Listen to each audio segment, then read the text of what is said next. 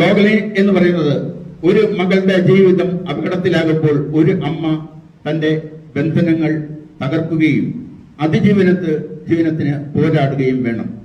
ഇത് മൊത്തത്തില് സ്ത്രീ ശാക്തീകരണത്തിന്റെയും സമത്വത്തിന്റെയും മനുഷ്യ അവകാശങ്ങൾ തുടങ്ങിയ വിഷയങ്ങളാണ് ഇത് ഈ യഥാർത്ഥ റിയൽ ടൈമില് ഇത് ചെയ്യുന്നത്, ഇത് അന്വേഷിക്കുന്നത്.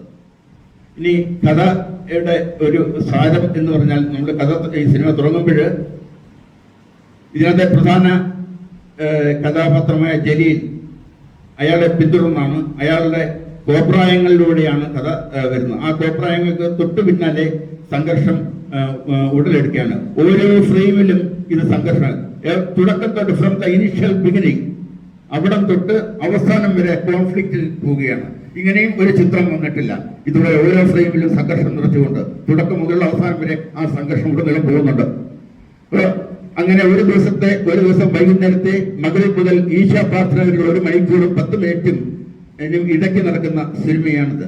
കുടുംബം, പാരമ്പര്യം, ശാക്തീകരണം എന്നീ സങ്കീർണങ്ങളായ ബന്ധങ്ങൾ ഇത് വെളിപ്പെടുത്തുന്നു. ഒരു കുടുംബത്തിലെ പിതാവായ ജലീൽ 7 വയസ്സുള്ള തന്റെ മകൾ ആമിനയെ ചേലാകർമ്മത്തിന് വിധേയമാക്കുന്നു.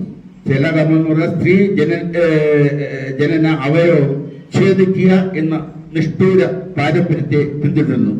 അമ്മ ഷാമീന അതിനെ എതിർക്കുന്നു. ഷാമീന എല്ലാ തുടർന്നുണ്ടാകുന്ന സംഭവങ്ങളിലൂടെ